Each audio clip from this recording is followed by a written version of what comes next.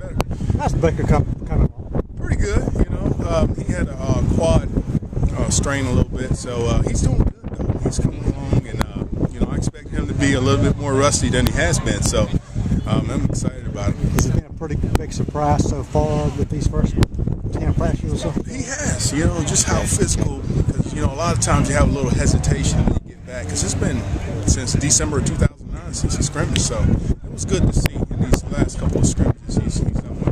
Does Marcus need to work on most this year? Marcus said, the biggest thing, just try to get better at what he's good at, you know, and he's done well in pass protection, but you can always get better at those things. So that's something, even this practice, he got better with that. Just using his hands, punching, just learning the offense a little bit more, learning what everybody else does. And I think that helps him sitting on the sideline sometimes and coaching those guys up. So he's beginning to kind of focus in, teach attention to detail to those little things you got to do as a running back for a team to be successful. Are you concerned at all about durability from last year being out a couple of games? No, he was as durable, I think, as you would expect a freshman to be. So even more than, you know, you can tell his durability, carrying the ball 40 times against Florida, and also 38 times against Georgia. So he's been really durable.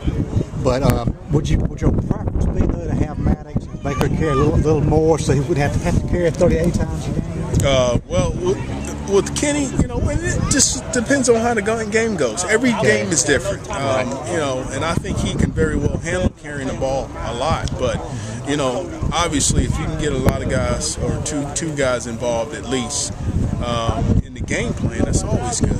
So it just depends on how those guys come along, and it also depends on, you know, the situation in each game.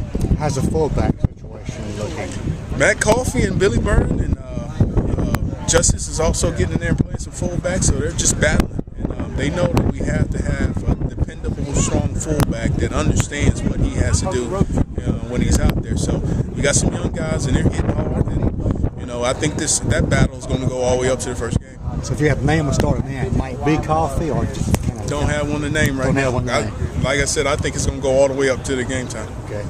Talk about tight ends real quick and how they're. What you think about them this spring? You know what? They're catching the ball. Greshman's catching the ball better, and Corey's doing a real good job. Corey Simmons, he's being physical, and he had his best scrimmage. And Peyton Brady is doing a good job of catching the ball, and he's being physical.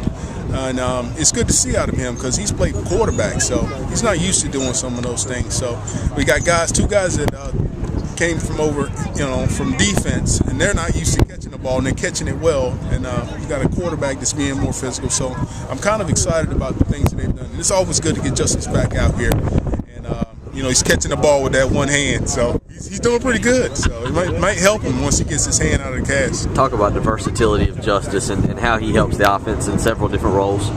Well, you know, he's physical. He understands the offense. So I think he has the ability to play both fullback and tight end in some sets. Good.